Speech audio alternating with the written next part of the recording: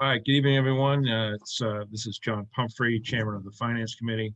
Um, just want to remind the participants in the audience that this meeting is actually being recorded, will be rebroadcast. In fact, I believe we may be live on RPS tonight.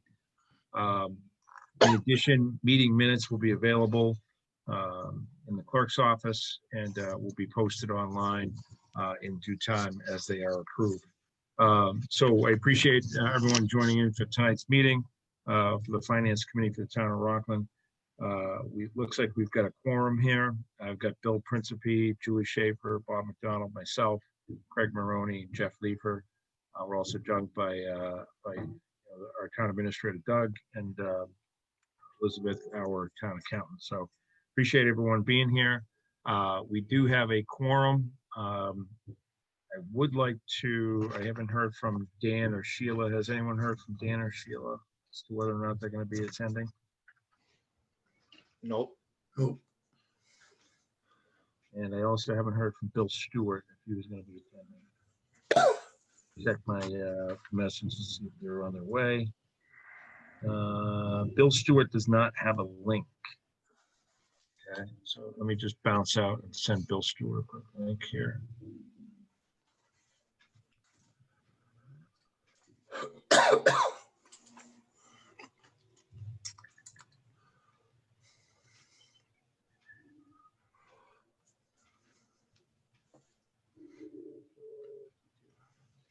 Is Laurie with us, John?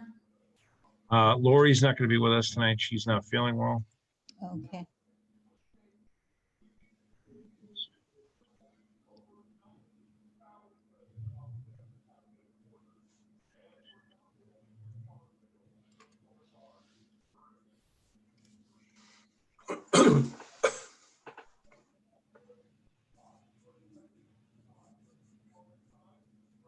All right, I just shot the link over to Bill as well.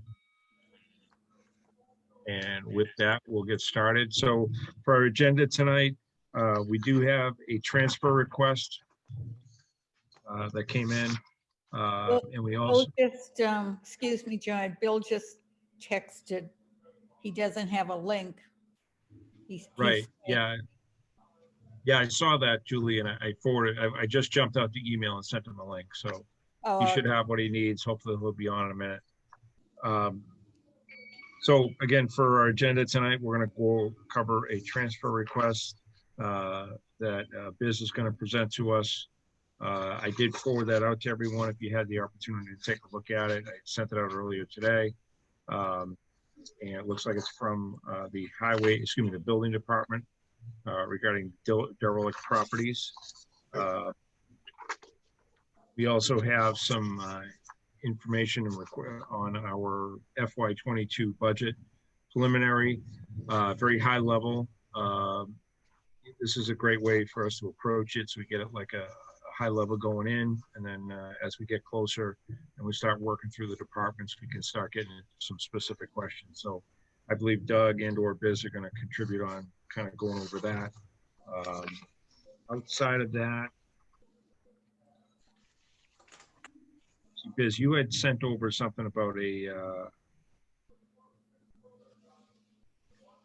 looking at the reserve fund transfer. This, you just gave us a rundown of everything that's in the reserve fund transfer. So this is going back to since the beginning of the reserve fund.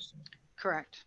I got it. And we also have minutes from October 21st that we'll cover at the end of the meeting. In addition, one other thing we'll cover is we'll talk about liaisons, trying to sign out the different departments. So, you know, Bobby, I know you usually do a good job of like keeping track of who's assigned to what, and then we'll try and map out when we're going to have those meetings.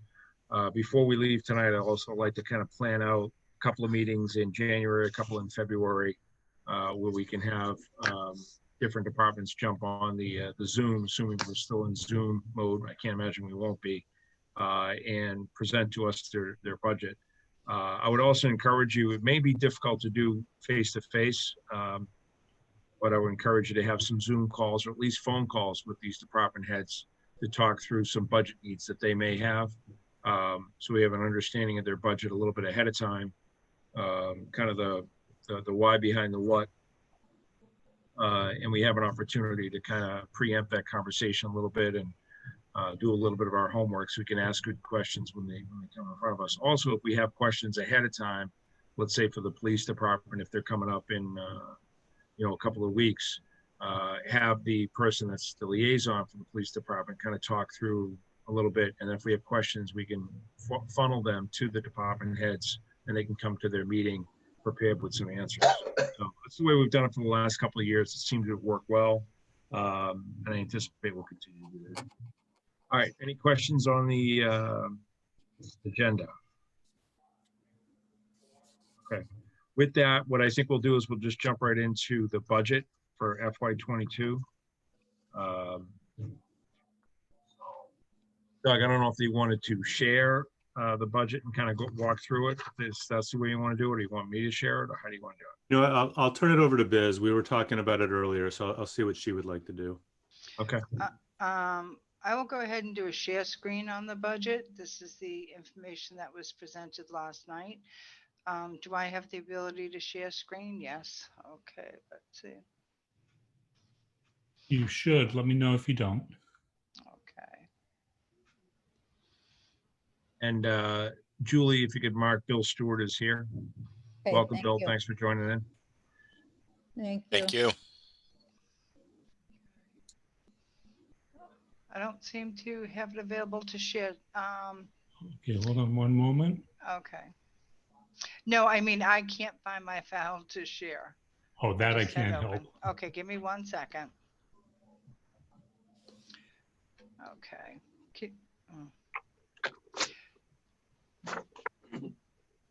Do you want me to do it, Biz? Yeah, if you could. All right, give me 1 sec. I had them all set ready to go, but I can't get them into the share section. Sorry.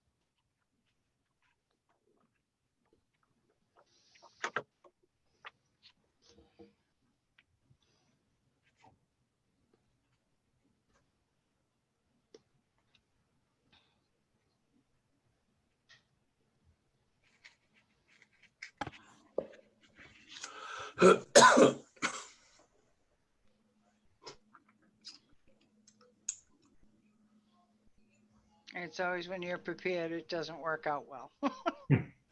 So Biz, you tell me sort of where, kind of how you want me to zoom in. Can you grow the screen somewhat? Okay. Yeah. Okay, so do we want to start the first Yeah, page like let's- we did last night, Doug? Yeah, Page however one. you want to do it. Go up to page 1. That's the email correspondence. Oh, okay, I understand. Yep. Okay, yeah. On December, Doug and I have been working very diligently to get the preliminary budget in order to have us be in compliance with the charter. And in processing this, we did inform the school department of our preliminary numbers, and we're looking forward to working together after the first of the year to close the gaps on our budget. Very high level, as John had stated earlier. Page 2, please, Doug. Our estimated split at this point in time, this will be variable. Our tax increases between the property and the Prop 2.5 is $1,106,000. Our debt exclusion has gone up, and our so that gives us $2.439 million to spend. However, the debt exclusion revenue is specific to debt. So we just put everything out here so people can see it and understand it, why we're doing what we're doing. Our retirement contribution has increased to $190,539.03. That is a solid number. The health insurance right now is going to be a variable number. We're projecting an increase of $240,887 over last year's or fiscal 21's budget. The Medicare is an increase of $10,920. That will be variable depending on some of the other budget issues we face. Our liability insurance, we're still waiting for the quote from our insurance carrier. At this point in time, for budgeting purposes only, we added an additional $10,000. And we are leaving our state and county assessments flat because we do not know what the state government will be providing for us in January. And the same thing with the state aid and the excise tax payment in lieu at the top of the page on the revenues. We are leaving everything intact for the moment until we have better information. So also the interest and maturing debt has gone up by 1,452,000. So the net increase that will have to be covered in the split is roughly $90,000. So out of our estimated available income, we have 534,464.72, which would be split 70-30 between the town and school as per our previous budgeting modes. This will have to be addressed as we go forward. And currently, it's a very high level summary. If you notice where our revenues are for 22, we are recommending for regular local receipts, taxation, cherry sheet, 67,569,55391, of which a substantial portion of that is the debt exclusion. On our other revenue sources, we are only anticipating 205,799.75, of which the indirect cost for the water and sewer is their contribution to the town for the town to be providing accounting services, administrative services, various insurances, etc. What you will notice here is a big change from last year's budget to this year's budget is we had talked before about one-time revenues. We do not have any one-time revenues budgeted in this budget, so we just want to make that clear that that is not in the budget. And for the general government, we are looking at a modest increase of $13,000. Public safety, modest increase. Education, modest increase. So pretty much if you run down everything that we're looking at here for the increases, our biggest increases are in the benefits and the debt service. When the budgets were prepared by the departments, every department was asked to level fund, only put in increases in relation to any contracts they may have or any known issues. When we get a little bit deeper into the budgeting aspect, you will see under Public Works, we've had a significant increase of $100,000, and that right now is attributable to trash increases because we have a lot more people at home. Our trash prices have gone up. The school department has gone up modestly at the 374,000, which is in our split. That was on the previous page. We haven't got any solid numbers from the VOTAC or the agricultural schools. Our debt, as I mentioned, went up slightly.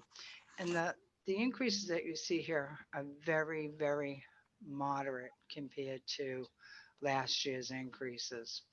So with our total operating budget of 68 million, our overlay, which is money we have to put aside for abatement and exemptions that residents apply for, the bottom line has us at a $1,030,508.22 deficit.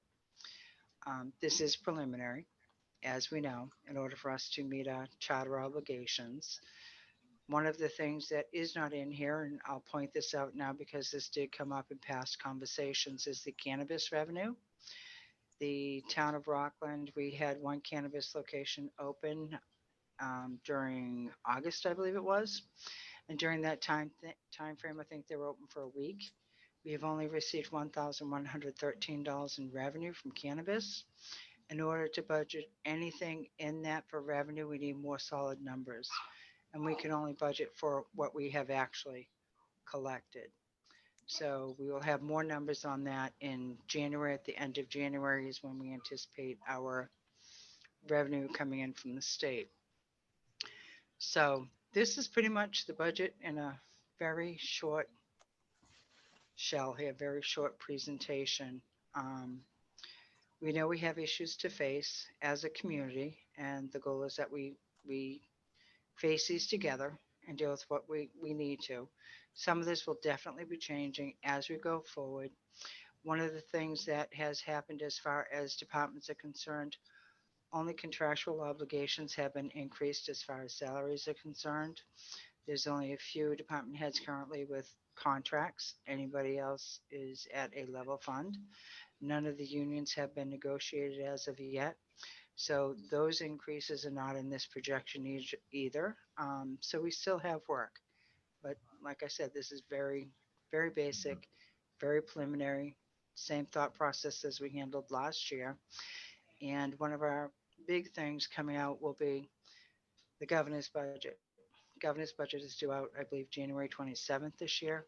So we'll have more information. But as we know, the governor's budget, we haven't even gotten final governor's budget or cherry sheet numbers from the state yet for fiscal 21, and we're at December 16th. So we're still juggling to find out what we're actually going to get from the state for 21, and we are hoping for an optimistic outcome for 22. Are there Biz, any can I, questions? Biz, can I just amplify one thing you said? Yes, please. I just wanted to highlight it. And I agree with everything you said. That was really good. But I just wanted to highlight that, there are a few department heads that are still on employment contracts, as Biz said. So we put their contractual raise in there. But for all the other department heads, we put in zeros for now. So I don't really think in the long run it's going to be tenable to have some department heads getting raises and others not. But we wanted to be clear about that.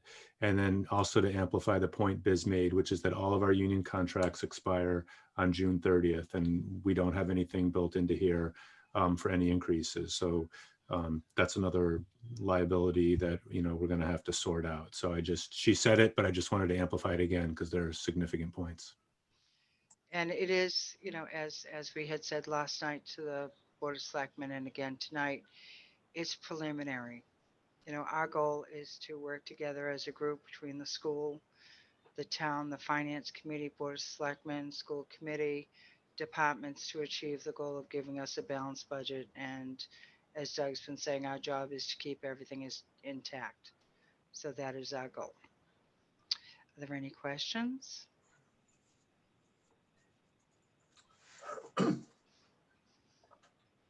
When did you say the governor's budget was due out? January?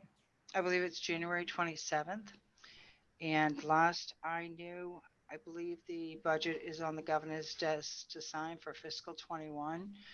They have until January 5th to give us a final 21 budget. But until we have it, it's not final. So we still have, not anxiety, but we're still being very cautious with what we're doing in 21 to make sure that we're keeping track of everything and we stay intact. Okay, thank you.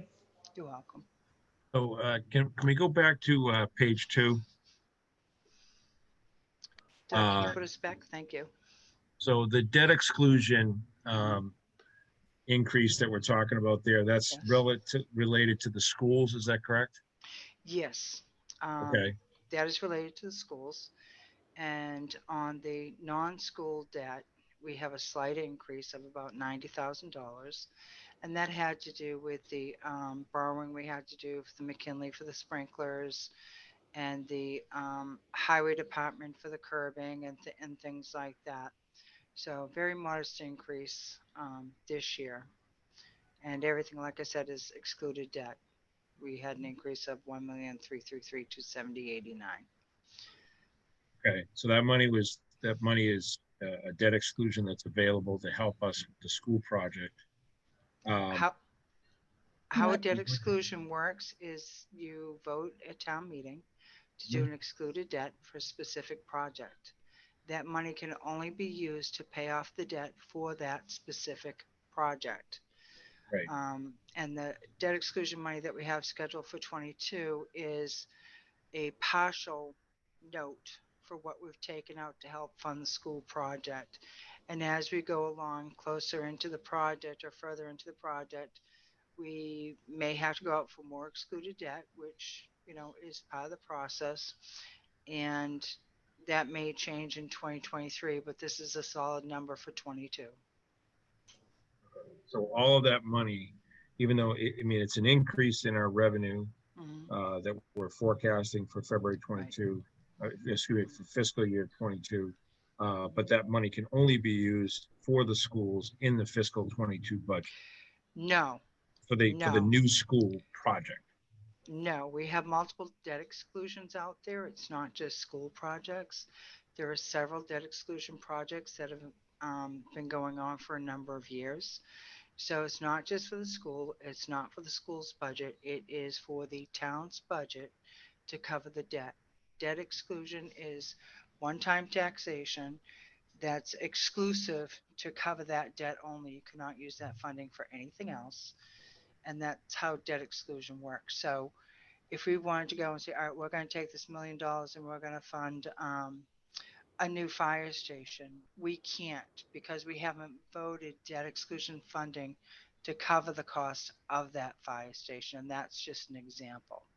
So we have to present this in our funding agreement here because that's how it was interpreted when Doug and I first got here. So we're trying to be as clear as possible about where the money's coming from for debt exclusion and where it's going to. So the obligations that we have below, the shared expenses, those shared expenses by the school and the town. Does that make sense? Yeah, I mean, I understand. It's flowing into your debt service line. That's where Right. you're picking up in your expenditures, and you're using the debt service to fund the school project. To fund That- multiple projects. Multiple It's our projects. loan. It's our loan payments. That might be an easier way to put it. It's Right. our loan payments for our outstanding debt. And when you look at the summary, you will see the debt. That's inclusive of both the page 3, Doug. That's inclusive of both the non-excluded debt and the excluded debt. Non-excluded debt is covered by straight taxation, not a one-time project type of an issue.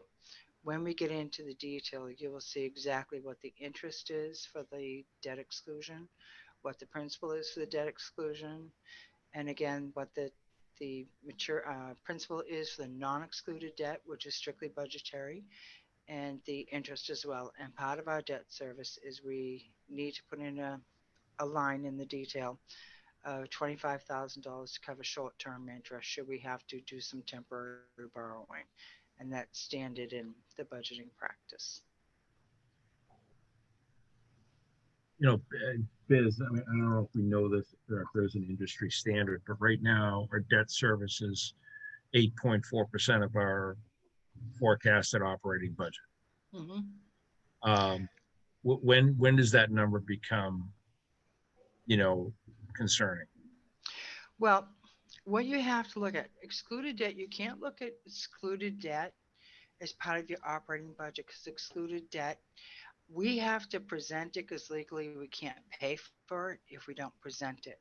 So as you would say, John, it's a net of zero.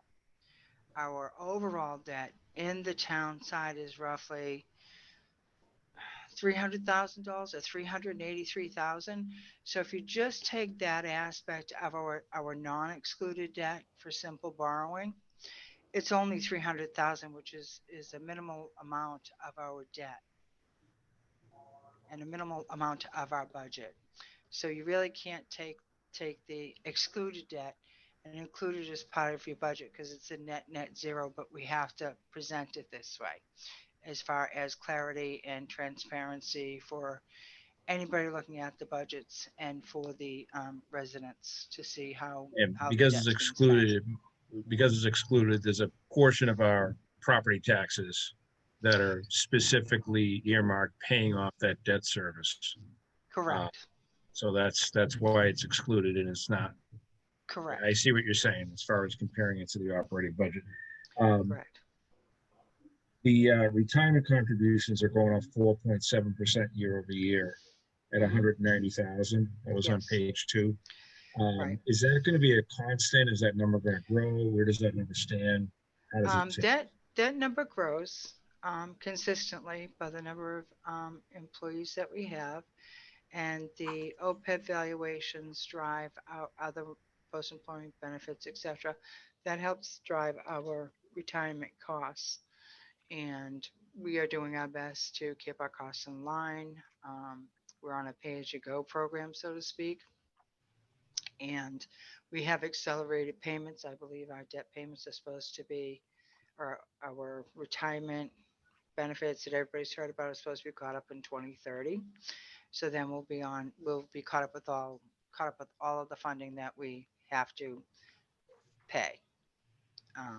So the 4.7% year over year as a percentage, the dollar amount is one thing, but as a percentage, can we expect that 4.7 will still be 4.7 increase next year? Or is it No. going to continue to grow percentage wise? Or is it going to be, what's it going to be? It's a variable percentage.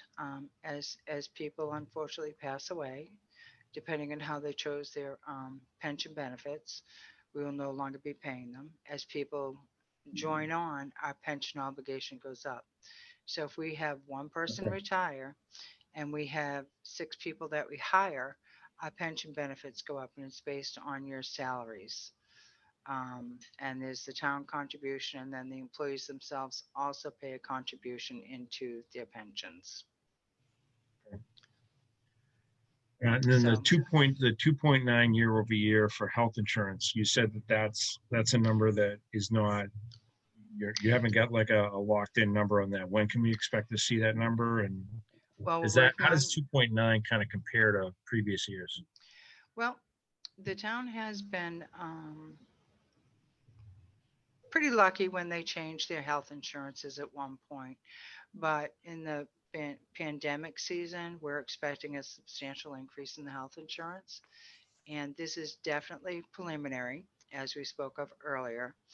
And we also not only have to think of the increases to the cost of the health insurance, but the changes in the employee structure. So in 2020, calendar year 2020, we had roughly 27 people retire. So those 27 people retiring, some of them are with the school in the MTRS, and some of them are with the school in the town in our retirement system. So they retire, we have to replace them. So their insurance, they now have the option to get their insurance through the retiree program, retiree insurance. So we have to pay for them. And then if you have a succession plan where you have somebody else replacing these other 27 employees, then you have to account for the replacement employees. So it's kind of a, someone retires, I'm very happy for them, but we replace them and then it goes up. The budgets go up because of the replacements. And Biz, And- can I add one thing to that? I Sure. didn't mean to cut you off though, if you were. No, absolutely.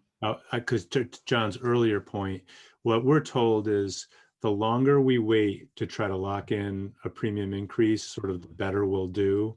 So we have to kind of balance needing to kind of have a firm number in time to lock in a budget. Mhm, But what we know is that the closer we get toward town meeting, mhm. the more actual data that we have, the likelihood of a better, meaning lower premium rate that we will be able to lock into. So it's not like by our next meeting, we're going to have an actual number, it's still going to be a little while. And I think Doug, you mentioned earlier that the union contracts are expiring on June 30th. If you back that up and say reasonable time for negotiations, the town's going to want to know what that health insurance number is, I'm assuming, before you try and lock down negotiations on a contract. Because it's a good chunk of. Yeah, there's a lot of moving parts here for sure. There's a lot of moving parts. And, administration's working very diligently to start the negotiation process to ensure that that appropriate steps are taken for the contracts and for the community at large for the budgets. So that's a way out. Are we looking at what other towns are doing in terms of are there other towns that have negotiated union contracts and signed since pandemic started? Yeah, I'm on a big, group email chain with all the town managers, and they're all sharing it. And put it this way, there's not a lot of big increases that anybody's negotiating because nobody has the financial ability to do that, so we're all talking to each other, and I don't want to kind of get into negotiating strategy on television, but every town is in the same boat, where our revenues have plummeted and we just don't have the financial ability to pay a rich 3-year contract, given all the uncertainty in the economy and our revenues. But we're all Yeah. talking to each other. Yeah, no, that's fine. I appreciate it. Going back, sorry, John, going back to the Go ahead, Chris. healthcare, are we looking to just renew with our current provider, or is he looking to evaluate other services and evaluate other carriers at this time? Yeah, too? so I think as we get closer to getting a sense of what the actual premium increase will be, if it's something that we feel like isn't good enough, then we can definitely look at, say Harvard Pilgrim. We want to be careful with that because when you switch, frequently, it's just very disruptive for all our employees, so we have to balance that. But obviously, if we feel like we're getting a raw deal, we'll most certainly look at getting competitive quotes and maybe even play them off each other. Like, okay, you're saying that, but they're saying this, and so yeah, that for sure, that's something we can look at. I know we've renegotiated long-term debt before. And, with the current rates and things like that, I mean, I don't know if we can get much lower than we are, but is that, are we already exploring that strategy? Have we had any successes? Our long-term debt is very specific as far as a municipality. It's not like your home and you can go refinance your home. We have certain rules and requirements that we have to follow, and it's going to be another year before we're allowed to do any refunding. It's called refunding in municipal debt. So it's another year. We have no opportunities at this point in time, but I think you should be very aware and proud of the fact that when we went out for the school borrowing, a lot of thought went into it, and the interest rate that was being paid at the time is in line with what's going on right now with the market on the interest rate. And our bond counsel, John Ellard, Doug, the financial team worked very hard to ensure that we got a good rate. Yeah, that's a good point, Bez. And I forgot the actual number, but I remember it was substantially lower than the projections we had when we were going before voters. So the actual impact on voters is going to be less than we originally thought because the rates are so low right now. So we're very fortunate. We timed it really well, and the market, is. And is that for the $50 million that we had to put up, or whatever it was, the full amount, or just what we borrowed right now? Just what we borrowed right now. Yeah, we don't borrow the whole 50 million at once. We do it in steps like this. All right. Good. That's great information. Even though it's very high level right now, I think that it's great information. I will, as a business owner, I did get notice from my own trash company that, trash receipts, trash is going up. I believe the Taunton recycling plant, transfer station, or whatever it is there is going to be either closing or closing shortly. They're anticipating another big jump in the cost of just getting rid of trash. So obviously it looks like you guys are aware of it, and we're probably going to have to plan for some budget increases in that area, which is going to put some stress on some other places, unless it results in additional trash receipts to cover it. So guys are all over all that stuff, so that's great. Any other questions from everyone on the budget?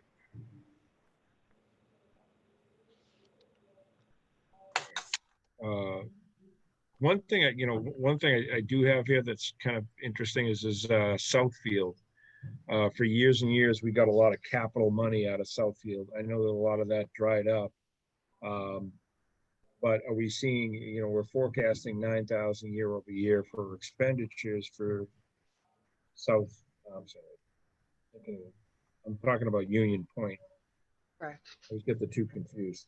But Union Point, are we anticipate anything coming in from that whole development? Is any of that kind of changing in our favor at all? The money that you see for us is our obligation to pay bonding. It's very minimal that we deal with every year. We put a budget in case we need it. Last year we didn't spend it. We spent it through another avenue. We reduced revenues instead. As far as new revenues coming in, we have no mitigation funding, which is what in the past when they first negotiated the base and you had all this capital money, that was mitigation money. So that money has all been spent. And as far as increases to revenues coming from there, I know they have a new developer. Doug can speak better to this as far as sale of properties. Yeah, so thanks, Biz. There is a new master developer, and I think we all feel much, much better about this developer compared to who was engaged in the past. But they're still just at the very beginning phases. They're going to have a lot of master planning to do. They may look at, additional zoning changes. There's going to be environmental reviews. So there definitely won't be any real construction in FY22 and new growth or anything like that we can count on yet. We feel good in the long run, looking forward. I can't say how many years in the future that, we should have some good new growth in the Rockland portion of Union Point, but it won't be in FY22. Yeah, I mean, I'd love to even just see some capital commitments from the folks over there, the developers, to help us with, some of our water and sewer issues that we have. Well, that I can say, John, that, we've already had a number of meetings with the developers, the master developer, as well as representatives from the Southfield Board of Directors. And we've had meetings with the sewer department as well as with the joint waterworks to talk about that kind of coordination, to see if, it's going to be a business decision for the developers. Is it going to be cheaper to help us upgrade, our plants and have them connect, or is it going to be cheaper for them to connect to, say, MWRA? They'll have to run all those numbers, but we're definitely exploring those opportunities with them, because it could certainly be a real win-win for both sides, but we'll have to see what the numbers say. All right, and obviously, it's way too early to see this, but we don't see anything coming in from free cash. Obviously, that isn't used to help out with the operating budget, but as we start to get into our meetings with different departments, I'm sure that, there's going to be requests for articles and things like that. So. The capital projects are coming out of a different vein that isn't necessarily in the operating budget, as been explained to the Board of Selectmen as well as the departments, etc. The free cash certification is still pending. The state, like us, are working remotely, so their jobs have become more difficult. I do not expect to get any certified free cash numbers until January sometime, and I will say that the town should expect less money than they've received in the past due to the pandemic and how things have been going for FY20 and closing out fiscal year 20. And as far as how that gets spent or allocated or projects going forward, that would be an administration decision to discuss whatever options we need to keep us going in and make sure that people have what they need to continue their operations for capital projects. Good stuff. Any final questions on the budget?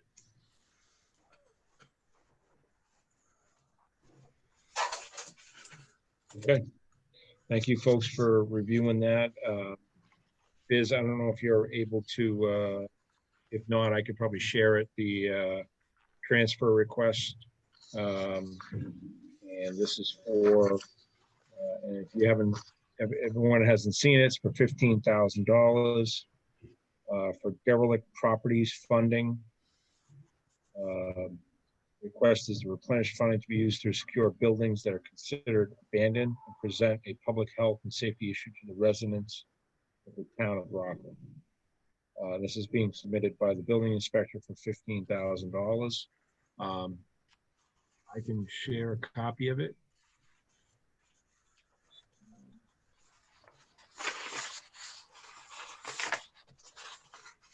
Probably want the spreadsheet more than anything. Is this just for fencing or is this for demolition? Looks like there's a few things on there, Deb, Julie. I'll bring that up. As you're on mute. Everyone, can everyone see my screen? Yeah, the right one. There are a number of things on the derelict properties request from the building inspector, and some of them are for fencing. Some of them specifically, you all live in Rockland. When you get down Union Street, there's a building right next to the old, well, it's the Dove's Nest, former convent that has been boarded up, and the town had to board up their property as a public safety issue. And this is mandated and ordered by the court. So we had to address that issue. We have a couple of other properties regarding fencing, etc. going forward. The Estes Auto property that the town demolished the building a couple of years ago, or I think it was right when I first started. We have state requirements to pay for site contamination, I think it is, Doug. I don't know if I'm using the right word, but we have to pay the Commonwealth of Massachusetts a fee each year for that until that property is gone. The 408 Union Street, that's the one that I was discussing, which is roughly a little over $5,000 that we had to do. We have fencing at a number of properties to keep people out of the properties. And then there's other things that we have to do to make sure that that we are securing the properties in the town. If you scroll down a little bit on this, John, we have additional fencing that I have for mobile fencing at Carey Street, Spring Street, and then we're in the process of dealing with Custer Street right now. And with Custer Street, we're going to have to secure that building. Once I believe the tenants have moved out effective yesterday, so we were going in to board up the building. Not only boarding up the building, but we have to make it winter secure to make sure that all the pipes are drained, so that if it's a bad winter, the pipes don't burst. So we have some obligations on some of these things. And although right now I'm only looking at $13,000 deficit in expenses, I'd like $15,000, and hopefully I don't have to come back to you again before the end of the fiscal year. Okay, so what I'm looking at here is $30,000 worth of repairs. Correct. And this started in January of 2020, which was last fiscal year. That was the first time we had allocated the funding. So you had 16,000, right. and then these are all the expenditures. You spent it all, and then we come down to the negative 13,000 is what our balance is right now. Correct. That will be our balance. That's our anticipated balance is going to be a deficit. Correct. Okay, right now we're at a deficit 15, but once we add in the mobile fences for the 3 other properties, it's going to put us into a deficit of roughly 13,000. And I was just looking at that. Does that make sense? Yep. It all makes sense. Yeah, if you can scroll But down a that'll- little bit, John, maybe they can see the mobile fencing. Okay. Right. So the building department thought it was important to show you a rolling budget to see what you have funded so far and where the money was spent. Now, it looks like you're transferring this to a new account. No, it stays in the derelict fund account. When we first set this up in January of last year and you authorized the funding, I set up a special expenditure account which I consider to be equal to an annual town meeting special article account. So that money can only be used for this project and these So that's- items only. Right. So in the operating budget, building inspector's got $300 under boarding up buildings in his budget. You're saying that that's not the line item that you're transferring the money to. You're transferring it to something that's not in the operating budget. You're transferring it back in under. I you can't, refunding that art- I can't see what you're looking at, John. I don't know what the $300 is. If he had it in his budget, at one point, he had it in his 21 budget, but we took that out. We gave him no money in his 21 budget under derelict properties because we consider it a special article for now, and that's how it will stay until we have a little bit more financial stability, Yeah, and No, then we'll fund it that way. yeah, the $300 is not a, it's not a big number. It's at the bottom of his budget, in his normal 241 budget for the building inspector. It's just What- $300 in there. I was just what- asking, so the money isn't going in there, the money is going into, Right. is it refunding the special article? It's going into this account that you've got notated. John, that 300 you're looking at is for his dues and meetings. Thank you. Because I can't see what you're looking at. So, okay. Yeah. So we Okay, didn't fund alright. anything that time frame. But Yeah, yes, we're there's keeping nothing this. under boarding. All right, I Right, got we're it. keeping this restricted funding so that they cannot spend it on anything else except for the derelict properties, of which that was the intention of the finance committee, that it be restricted to this certain project. Right.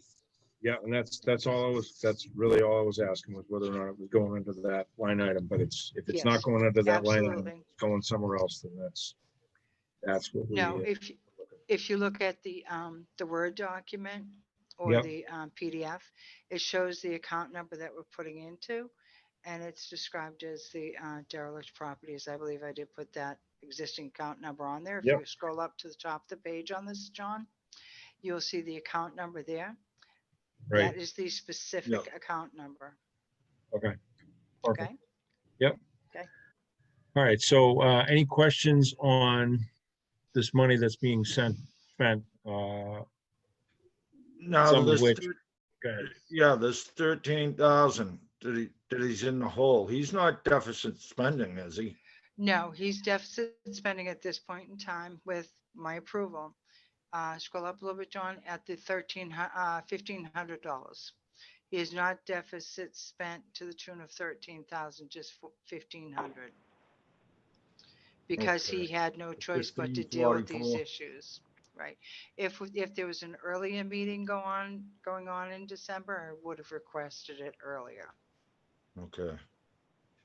So Biz, on lines 24 and 25, the 48 Cary Street and 59 Spring Street, Yes, sir.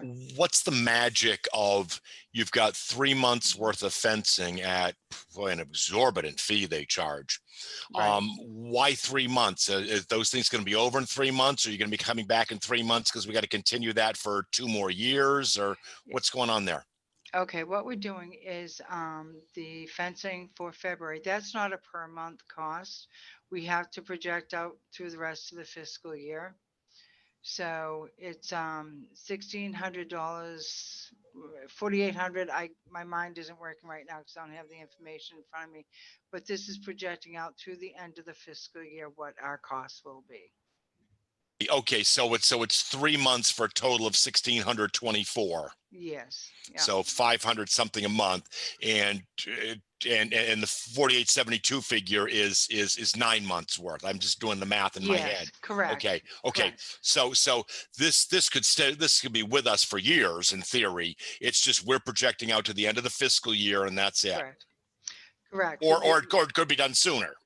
It could be done doubtful, but sooner. yeah. If the issues at these properties have been resolved, then it's gone. The fencing is gone. But this is also something that we can tack on to the property because I believe most of these are in tax title or some type of aspect like that. We tack it on to their bill. We will get reimbursement at some point when these properties issues are resolved. And if I can just add to, for example, I believe the Custer Street property, we might actually be able to auction off relatively soon and be able to recover all our costs. So getting back to your point, some could be done earlier than others. And so that, when a property is auctioned off, it does go into the general fund under revenue. On just foreclosed properties or sale of properties, it doesn't get attributable to a special revenue fund or anything like that. Let's say we've allocated the 4,800, which you're projecting here, and after the $1,600 worth of it has been used up, the property's gone, the fencing's gone, it's no longer needed. That extra $3,000 or whatever it is will stay in that account. Oh, in this line item, absolutely. And then we'll That just, money when we do our doesn't go away. transfers at the end of the year, we'll move it out or we'll do something else with it. No, this will stay as a permanent line item. Okay. So that each year we can examine whether or not we need funding for the following year. And this is something that, we'd like to get into our budgets going forward, but this isn't something that the town of Rockland should eliminate. It will not close to free cash. It will not be used to transfer out to any other departmental deficit or shortfall that we have to deal with, because this is considered specific use funding. So Biz, just so I understand, so if we don't spend that $4,800 on 48 carry, if we spend only 3,000, then, and we've allocated 4,800, then that extra 1,800 is going to stay in that account to be Correct. used for another property. If 48 carry is sold and we're reimbursed the $2,500 or whatever it is that we put in there, the $2,500 does not go back into this account. It goes into the general fund. Correct, of Okay. which this account is part of the general fund. Right. Anything starts with the 01 is general fund, Okay. revenue and or expense. Got it. Great. All right. Any other questions on the transfer? Okay, I'll entertain. Are there any other, sorry, John, are there any other properties that they're thinking about might These be are- coming up on this, or? Well, like everything else, things change every day. These are the knowns, and we threw in an extra, I don't know, less than $2,000, bring it up to 15,000. We're projecting 13,000, but we're requesting 15. So let's say we Okay. have another fence we have to put in, or we have to put up another camera, things like that. We'll have a little bit of money in here. Okay. But there are no other, like this, you just said the court said we had to put these up. There's no other, Right. nothing on pending certain right now that, properties. Not that I'm aware of, and not that the Okay. building inspector is aware of, because I did want to make sure that we had anything projected that we know that we are responsible for. okay, thank you. You're welcome. All right, any final questions? I'll entertain a motion to approve 15,000 for the reserve fund transfer to cover derelict properties funding. So I'll moved. make This the is Bill motion, Stewart. No. Go ahead, Bill. Or I'll second it. All right. All Perfect. right, Bill makes a motion and Craig is seconded. All in favor? Aye. Aye. All opposed? Thank you very much for supporting the transfer.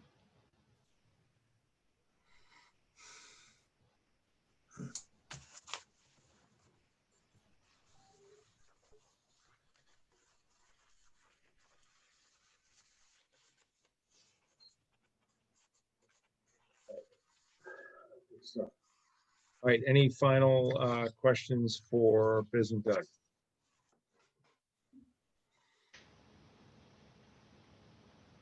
Okay, and Doug, as we did last time, I think you and I kind of coordinated on when was the right time, but as we assign liaisons for folks to reach out to the different departments like we did last year. Again, it's really just to kind of start the conversation and kind of warm things up a little bit before they get in here to talk to us. Do you want us to wait on that, or are we good to go on that, or where do we? I'm just thinking, I guess, out loud. I mean, I suppose, you can do it now. I mean, my only hesitation is, I mean, this is going to be a very difficult budget year. We're going to be looking at cuts. So, I don't know if you might want to wait a little bit just to see as we kind of flesh this out a little bit more, because I don't really know if it's going to make sense for you to hear about the different sorts of, needs that they might have going forward if not only can we not afford to do those, but we have to actually cut to balance the budget. So we could talk about it offline a little bit. All right. So we'll hold off on that. We'll try and get our assignments down tonight. And we'll kind of coordinate for hopefully the first meeting in January, we'll be able to kind of work that out. So as far as looking ahead, let's just plan out for next meetings. Obviously, I don't think we're going to do anything before Christmas, but I'm okay the first week in January if you wanted to meet January 6th, and then preliminarily to schedule January 20th as a meeting as well for January. So is everybody okay on the 6th? Yeah. Yes. Yep. No issue. Okay, so January 6th, Wednesday at 7 p.m. Okay.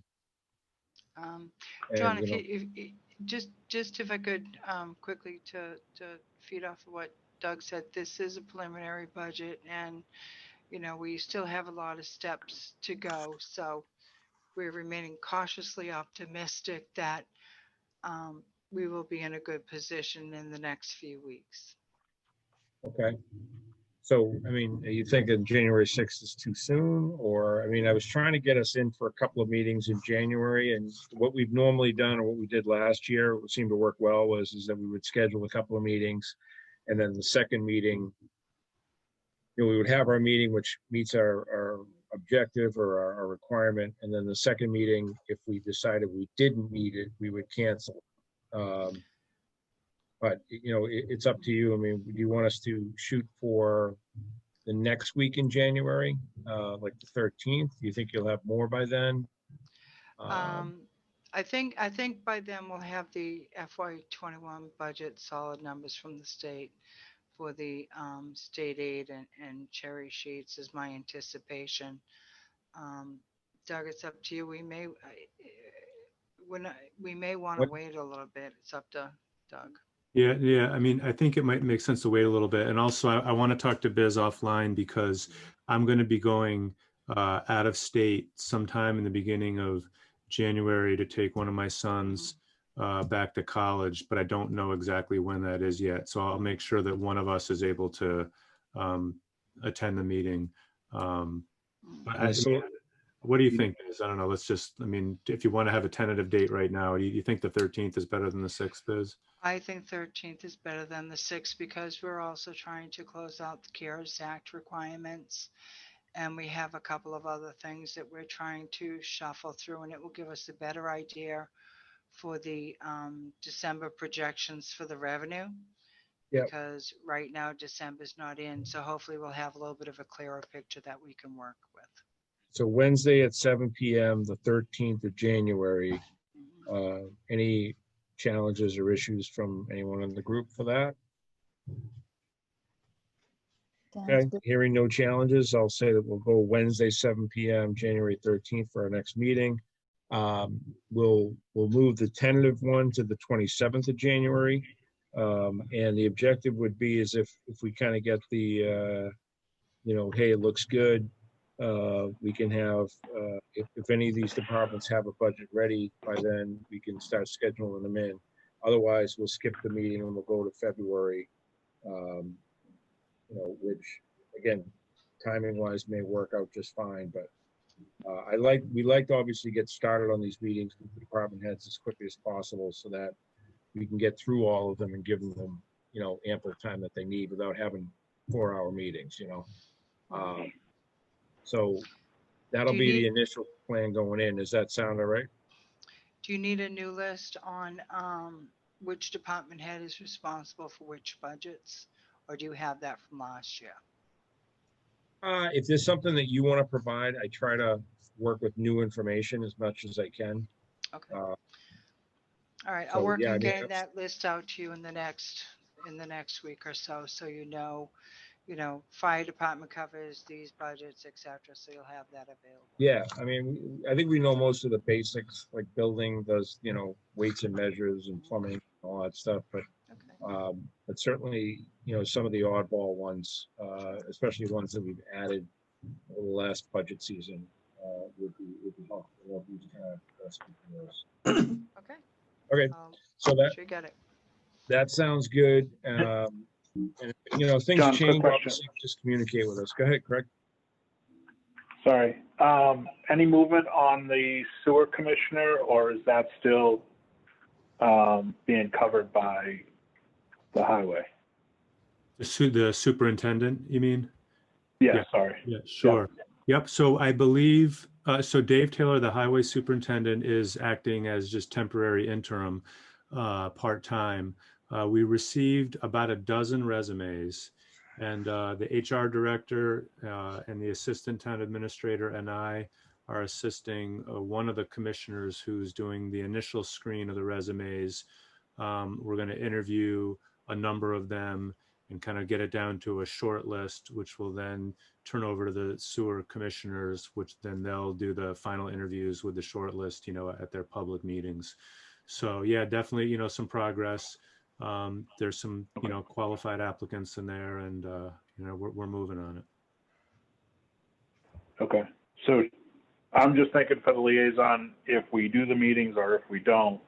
Oh, it should be with Dave Taylor. Yeah. Okay. Thank you.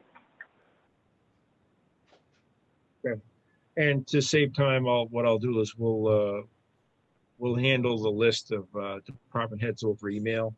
I'll send it out. If you have a department that you like to work with, you maybe did last year, whatever it is, shoot that back to me, and I'll start assembling things, and then we'll just plug in the gaps where we can. Because that certainly we don't have to take time here doing that tonight. Okay. All right. Anything else for Doug or for Biz?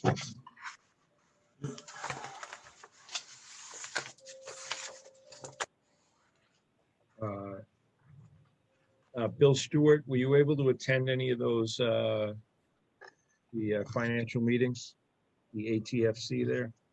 I did. I attended 2 of the 3, and I didn't get anything out of them. It wasn't like last year, but the live presentations where we really got a lot of good information. These they weren't useful. Okay. All right, very good. And I think we already covered some of the things that are coming up. But one thing I did see in the news that was a little bit concerning is that the latest, budget update, and I shouldn't say budget update, but the latest coronavirus package from the federal government, they were talking about cutting the state and local aid from the budget, which obviously would not be welcome news, but hopefully they reconsider, or we'll see what the final package looks like, but we'll see how that goes. All right, with that, Doug, Biz, you guys are good. I appreciate it. We're just going to go over the minutes, and that's it. Thank you very much. Stay safe in the storm and have a good holiday. Merry Christmas. Merry Happy Christmas. Merry Christmas. Thanks, everybody. Bye-bye. All right. On my, can you guys see the, can anyone Yep. see the meeting notes? Okay, so this is Yep, from we can. October 21st. We've got absent Bill and Dan, so you guys won't be able to contribute to this one. But other than that, we've got everyone else on here. This is just a review. I don't know if anybody sees any spelling errors or anything like that. Okay.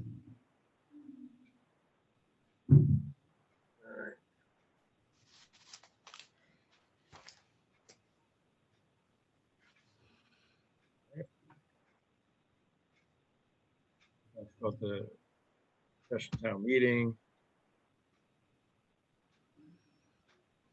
All right, with that, I'll entertain a motion to approve the meeting notes from October 21st. I'll make the motion. Motion. We got a motion by Bob and a second by Craig. Sure. All right, all in favor, and Bill, you can't vote. I got it. Aye. Aye. All Aye. opposed? No one opposed, okay. Julie, anything else we need to cover?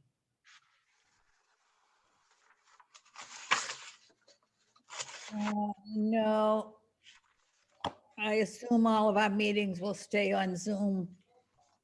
I For kind the- of like Yeah, for the foreseeable future, I can't imagine it's gonna change anytime in the next couple of months. it. That's- Right. Maybe we can so- get the whole winter months staying home. Yep. So January 13th at 7 PM, and then we're tentative for the 27th, and we'll firm that up. Again, if you have specific departments that you want to work with, just email me those department names. I'll start to make a list and organize it and put it together, and then I'll shoot it back out to everyone with what the gaps are. And after we do that, I think we should be able to tighten that list up pretty good. And between now and the 13th, if anything changes with Doug and he says, you guys can go ahead and start making some calls, and we'll do that. But I'll prepare an email like I did last year that Doug can forward out to everyone to just say, hey, here's what we're trying to cover. Just trying to understand things, trying to get the conversation started before you come in front of us. And I think in general, that seemed to have helped in the past. So hopefully that'll be the same. Other than that, any just open round table, any questions? Anybody need anything? Yeah, I'd like to ask a question. Go ahead, Bill. In light of, the current circumstances with COVID and reduced income and reduced revenues, and I'm just wondering if Doug, when he meets with the department heads, if he's mentioned anything about pretty much holding the line this coming year, given the uncertainty, and, in other words, asking the department heads if they'd be really judicious about their requests. That's number one. And number two, any discussion about loss of revenues due to foreclosures and et cetera, again, because of the COVID pandemic. I don't know if any of that's been addressed at all. So without speaking for them, just reiterate a couple of things that Doug did say. The things that he did share with us was that he asked them to level fund their operating budget with the exception of salaries. He also did mention that some contracts are already signed with some department heads where there is signed, contractual increases that the town has to honor. But other contracts with other department heads are not negotiated at this point. I think there was some concern that there would be some disparity between people if one was getting a raise and the other one wasn't. And then the last thing he talked about was union contracts haven't been negotiated, and they're trying to wrap those up by June 30th, or certainly before that, because that's when they expire. Yeah. But to your point, I do hope, I'd love to see a moratorium or something along those lines where we could take we could put aside some of the raises, because a lot of these budgets, I know the school department budget, for example, does have a significant amount of labor as a percentage of theirs. My concern is that the significant increases is only going to yield reductions in staffing, because that's the only way to make the budget balance. So I'm with you on that, but it's the town's responsibility to figure those things out. But I'm not, we have to stay in our lane and Right. we Yeah, can't I'm just negotiate the curious as- contracts, but we need to, at the same time, we need to certainly share our opinions. The other concern that, is basically, the tax bill goes up every year. And, again, people are hurting. And you just wonder how much this is going to carry on and, how people are going to be affected. And, if we don't really start exercising some really strict, fiscal constraint. Yeah, I don't disagree. They are forecasting an increase in property taxes. Sales of properties have been crazy lately. Real estate values have been skyrocketing. Yeah. That's true. That's Yeah. true. But again, it's coming out of the taxpayer's pocket. And, At the end of the day, Bill, you're right on point that it is coming out of the taxpayer's pocket. And, but it's the town's responsibility to find that money. And if they get down to a point where they have to present something outside of Proposition 2.5 and all the different normal increases that are in the budget, then they're going to have to bring that to the town and make that argument on town floor. I just encourage residents to attend the town meeting and to be prepared. You know what I mean? Yeah. But in general, I think past history would say that the town has done a reasonable job of keeping things under control, with rare exceptions. And I think we've given feedback when we've seen that. But that's where that's at. But again, I agree with you. And my only statement was we got to stay in our lane and work with what we have. no, understood. I was just curious. That's all. Absolutely. Yeah. Uh, Any just other questions? one other note, just a thought, and it has to do with the trash pickup and all. Costs are going up every year, as we all know. Some towns like Hanover, I used to live in Wellesley. We had our own dump and recycling center where you actually brought your trash to the recycling or the transfer station. And that sort of saves on a lot of transportation costs. I was just wondering if that couldn't be something that might be on the up for consideration, or because that thing is going, every year it's going up, and it's just I don't know, it's just a thought. No, I think, Bill, that's a great point you're bringing up, and something that whoever is handling the Board of Health should be asking those questions. What you're talking about is a long-term plan. Like, what's the 5-year plus plan to help Rockland get a better handle on their recycling costs and trash costs? So I don't know that we have a great answer just yet. But things are definitely not going in the right direction. And I'm with you. If they could do something where we could put some capital towards that recycling center and we could avoid or reduce our trash costs over time, that might be a worthwhile investment for the town. Okay, well, that's Anything all else? I have. Thanks. Yeah, Yep. John, the night of the town meeting, I didn't go because I'm still strictly isolating here. Was there any business done by the finance committee that I should be aware of to put into notes? So technically, we didn't put out an agenda Okay, because I checked within the certain number of days of the town meeting. I checked to see if there was going to be any need for us to meet, and I was told that we didn't have to meet. oh, So I okay. didn't put it on an agenda. So because there was no official agenda, there couldn't be an official meeting. I do know that we, in lieu of having a meeting, I'm not sure who it was, but somebody had, I don't know, somebody had said something about like calling something and there was nothing discussed. I think something was just, we closed the meeting. It's all people did. We did convene and then immediately it closed the meeting. Yeah, so it was just literally, we had a meeting, but there was really no need to have a meeting, but it's fine that we did what we did, but nothing was covered. So there's really nothing to report, Julie. There was technically no meeting on the night of town meeting from the finance committee beyond, opening of the town meeting, which once the town meeting is open, we're technically in session. Right. Okay. Okay, thank you. Yeah. All right, John. anything else? Yeah, quick question, John. How do I get your